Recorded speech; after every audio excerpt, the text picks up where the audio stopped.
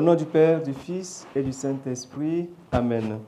Demandons au Seigneur d'envoyer sur chacun de nous son Esprit Saint, afin qu'il éclaire notre intelligence pour que nous puissions comprendre sa parole, la méditer et vivre selon cette parole. Évangile de Jésus-Christ selon saint Luc.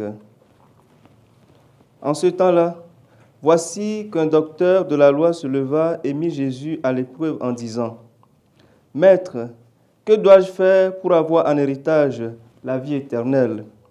Jésus lui demanda : « Dans la loi, qu'y a-t-il d'écrit et comment lis-tu » L'autre répondit : « Tu aimeras le Seigneur ton Dieu de tout ton cœur, de toute ton âme, de toute ta force et de toute ton intelligence, et ton prochain comme toi-même. » Jésus lui dit : « Tu as répondu correctement, fais ainsi et tu vivras. » Mais lui, voulant se justifier, dit à Jésus : « Et qui est mon prochain ?»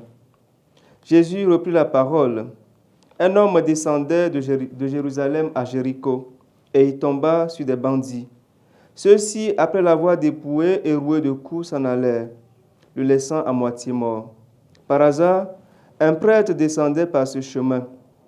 Il le vit et passa de l'autre côté. De même, un lévite arriva à cet endroit. Il le vit et passa de l'autre côté.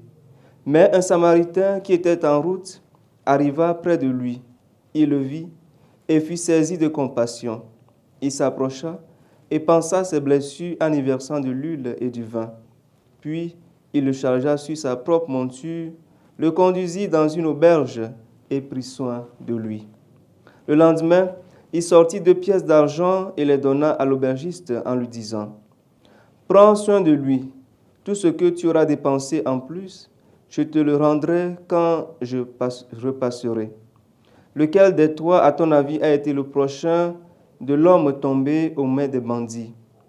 Le docteur de la loi répondit : « Celui qui a fait preuve de pitié envers lui. » Jésus lui dit : « Va, et toi aussi fais de même. » Acclamons la parole de Dieu. Louange à toi, Seigneur Jésus.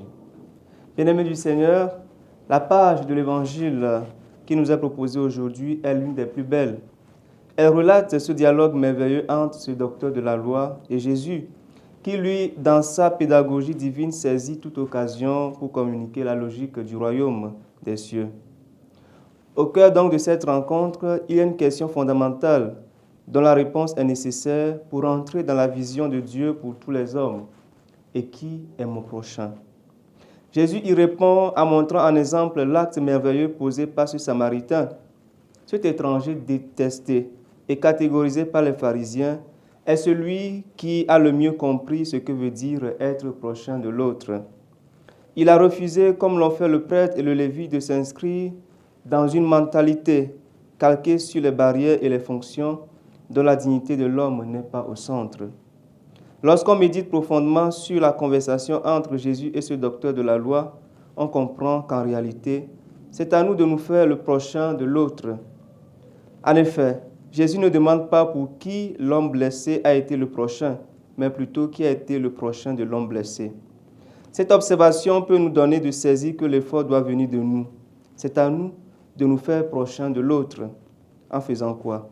En compatissant à la souffrance de l'autre, en étant à son écoute et en prenant soin de lui, en l'aimant, en le soutenant dans sa faiblesse. C'est ainsi que je peux clamer haut et fort que j'aime aussi Dieu. Que le Seigneur nous donne aujourd'hui sa force pour que nous puissions compatir à la souffrance de nos frères et sœurs et que sa grâce nous accompagne. Au nom du Père, du Fils et du Saint-Esprit. Amen.